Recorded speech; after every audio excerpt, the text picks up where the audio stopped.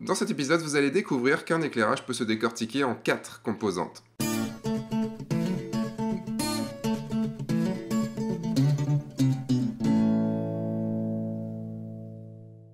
Bonjour, je suis Sébastien Roignan et vous êtes bien dans un nouvel épisode de F1.4. Oui, je parle un petit peu avec le nez, je suis malade depuis quelques jours et j'essaye de soigner ça, mais ça veut pas. Mon nez est un petit peu bouché comme ça. Dans l'épisode d'aujourd'hui, on retrouve Laurent Henny, que vous avez déjà pu voir dans l'épisode sur l'initiation à la photo de nu en studio. Cet épisode est un extrait de la grosse formation qui vient de sortir il y a quelques jours sur l'initiation à la photo studio. Donc, une formation dans laquelle Laurent nous parle de toutes les bases à acquérir pour pouvoir faire de la photo studio.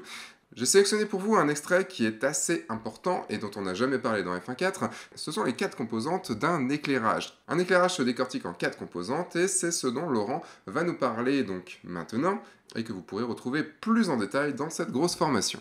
Donc passons au premier module de cette partie 2, donc la décomposition d'un éclairage en 4 composantes.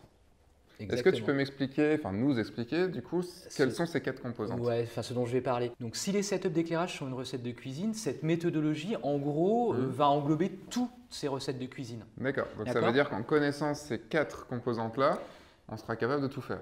Oui, en fait, ou plus exact, oui, avec du temps, de l'expérience, etc. Bien sûr, mais c'est plus marketing de dire oui. Oui. Déjà, alors, cette décomposition, cette méthodologie, c'est quelque chose qui vient un peu du monde du cinéma, version un peu comme Hollywood, allégée, light. 3 composantes sont plutôt dédiées à l'éclairage du sujet et une à l'éclairage d'autre chose. Commençons en fait avec la première composante. La principale? Ouais, celle qui est indispensable, sans laquelle en fait l'image ne peut pas exister. Ce que tu me disais, c'était même, elle est indispensable alors que les autres sont dispensables. Ouais. Enfin, si on travaillait qu'avec cette composante-là, on pourrait faire des images. Si on avait le droit qu'à une lumière, ce serait celle-là. Oui, et on l'appelle lumière principale.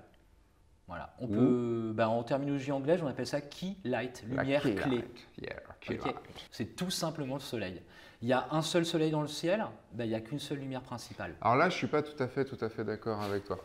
Oui, vas-y. Il y a des théories que j'ai vues sur un groupe Facebook qu'il y avait plusieurs soleils dans le ciel, mais qu'on ne les voyait pas forcément. Ok. Voilà. Bon. Moi, je dis ça. Donc ça, en fait, c'est la première composante, la lumière principale. On a déjà vu une composante, on la met dans la petite case. Maintenant, composante 2. Composante 2, c'est la lumière de remplissage. Mais c'est quoi la lumière de remplissage? La lumière de remplissage, c'est celle qui va remplir les ombres, qui va permettre de régler le contraste. Ce qu'on a vu dans la partie théorique, en fait. Donc avec la lumière de remplissage, on va régler le contraste entre les parties les plus éclairées et les moins éclairées. Ok. D'accord? Donc, qui dit remplissage, enfin, ça s'appelle remplissage en français, en anglais, ça s'appelle… Fill. Bah ouais. To fill. Ok. Fill up. Deuxième composante. Que d'effets spéciaux. Troisième composante. Non, la suivante. C'est pareil. C'est pareil. Okay, composante suivante. Composante suivante. C'est les lumières de contourage. Lumière de contourage. Contourage. Là, je vais prendre un tout petit peu plus de temps pour les expliquer. Donc, les lumières de contourage, c'est celles qui vont permettre de détacher avec de la lumière le sujet du fond. D'accord. Alors, comment on détache avec de la lumière le sujet du fond? On va lui créer un petit contour lumineux. Ça s'appelle… Ouais, là, sur le visage, sur les cheveux, enfin tout ce qui va… Ouais, partout, où on veut en tout cas. Ce petit reflet lumineux, on appelle ça reflet spéculaire. D'accord. Voilà, c'est brûlé, encore une… Enfin là, c'est brûlé. Donc, n'allez pas chercher en fait… n'allez pas chercher à ne pas brûler cette lumière-là, il faut la brûler. Oui, mais il ne faut pas qu'elle soit trop grande. Ben voilà, après on va régler sa taille. Voilà. Donc on va… Si par contre on veut un gros trait de séparation, il y en a qui veulent. Hein. Ouais, ça arrive. Bon, c'est un peu kitsch. Hein. J'aurais envie de dire chacun ses goûts. Ben voilà, mais tous les goûts sont dans la nature, donc voilà. Voilà pourquoi on appelle en français lumière de contourage. On crée un contour de lumière sur le sujet. Et en anglais, c'est la backlight. Ouais, mais parce qu'en fait, les Anglais, ils sont un peu plus directs que nous. Et toutes ces lumières-là, pour les créer, on les place derrière le sujet. Donc en fait, on appelle ça lumière arrière. Mais ça ne se dit pas en français, on appelle ça en anglais backlight. Mais genre, si je fais ça, est-ce que ça fonctionne? Bah, va regarder derrière la caméra. C'est vrai. Ok. Eh ben oui, en fait, ça marche, Sébastien. Et elle peut être derrière, elle peut être n'importe où derrière. Tu peux te déplacer avec elle, en fait, et passer derrière moi, puis un petit peu plus derrière sur la gauche, enfin sur ma gauche. Mais avec grand plaisir, mon cher Laurent. Merci, Sébastien. Hop. doucement, comme ça peut-être que ça sera capté au niveau de la vidéo. Et si quelqu'un peut contrôler, ça serait super. Hop, ça marche. On revient derrière moi. Tu vas t'arrêter juste derrière moi. Tu vas la placer pour me cacher. Là, normalement, je suis contouré. Ouais, super. Et ben, on va la reposer sur le pied, là. Vas-y, reste de droit. Troisième case? Oui. Troisième case. Troisième. J'étais déjà sur la suivante. Troisième case. Et ben, la dernière composante, en fait, elle ne concerne pas le sujet.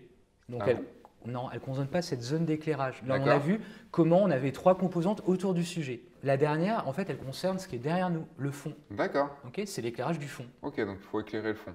Ouais. Donc en gros, ou pas, si tu veux pas l'éclairer. C'est comme si je faisais ça. Je regarde. Et on passe de backlight à éclairage background light. Background light, ouais, l'éclairage du fond en anglais. Voilà. Et donc on a, voilà, le mot en anglais, bah, c'est ça. Background, en fait, il continue à être, je dirais, assez direct. Ça éclaire le fond, le background, c'est l'éclairage du fond. Là, pour le coup, en fait, en français, on dit la même chose. Ouais, c'est juste la traduction. Voilà. Lumière de fond. Ouais, mais c'est plus stylé en anglais. Voilà. La background. J'ai quasiment tout dit. Donc ça, c'est les 4 composantes. C'est les 4 composantes. Quand vous regardez un éclairage de cinéma, par exemple, ou un éclairage photo, ou un éclairage travaillé, vous pouvez décomposer votre image avec ces 4 composantes-là. Mais, je pense que tu allais enchaîner là-dessus. Je sais pas. 4 composantes ne veut pas forcément dire que 4 lumières. Non. En fait, et ça ne veut pas dire non plus qu'on les utilise, ces 4 composantes. Voilà. Donc, ça ne veut pas dire 4 sources d'éclairage. C'est 4 composantes. Si la key light, en fait, la lumière principale est composée d'une seule source, est obligatoire. Donc, celle-ci est vraiment associée à une source d'éclairage. Toutes les autres, en fait, peuvent être composées de 0 source si on n'utilise pas cette composante, de 1 source si on n'utilise qu'une source, en fait, parce qu'une seule source est nécessaire, ou de plusieurs sources si elles sont nécessaires. 3, donc on peut 4, 5, 6, 7, 8, 9, 10, non, là, ça va faire 12, 13, 14, 15, 16, 17, 18, 19, 200 lights. Ok.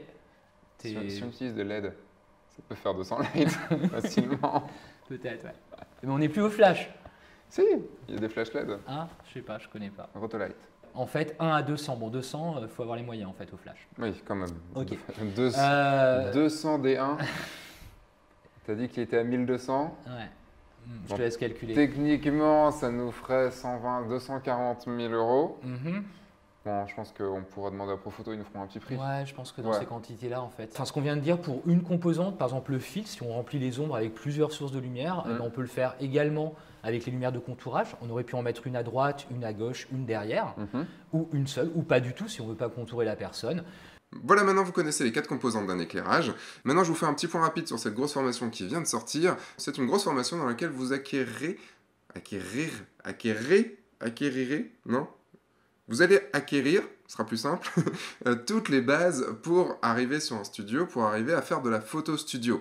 On va décrire tout le matériel qu'on trouve dans un studio, on va décrire comment fonctionne un flash, comment bien le régler, comment le synchroniser, comment mettre une boîte à lumière devant. Laurent va nous expliquer ce qu'est la lumière, qu'est-ce qu'une lumière dure, qu'est-ce qu'une lumière douce, comment régler le contraste directement à la prise de vue en gérant la lumière.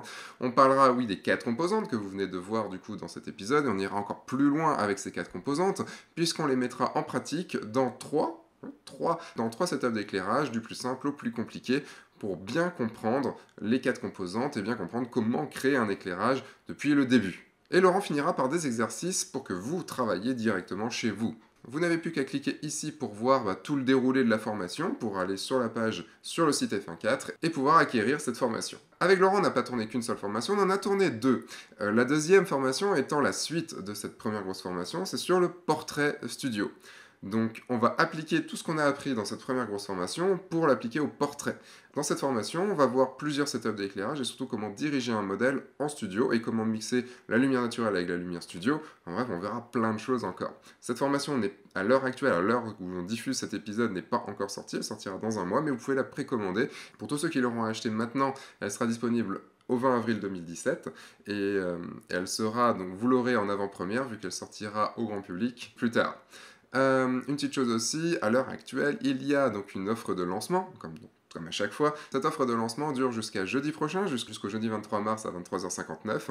Et dedans est inclus votre place sur une masterclass qui se déroulera en mai, qui se déroulera fin mai, directement dans le studio de Laurent. Donc on aura tout le matériel en live pour que vous puissiez assister à un shooting fait par Laurent et vous pourrez lui poser toutes les questions et Laurent décrira tout ce qu'il est en train de faire. Voilà, ça durera environ 2 heures. Je vous dis maintenant à dimanche prochain. Moi, je vais aller soigner encore plus ce rhume parce qu'il commence à m'embêter pour rester poli. Je vous dis à dimanche prochain. Entre-temps, sortez, faites des photos et amusez-vous. Au revoir. Et cliquez ici pour aller voir la grosse formation. Au revoir.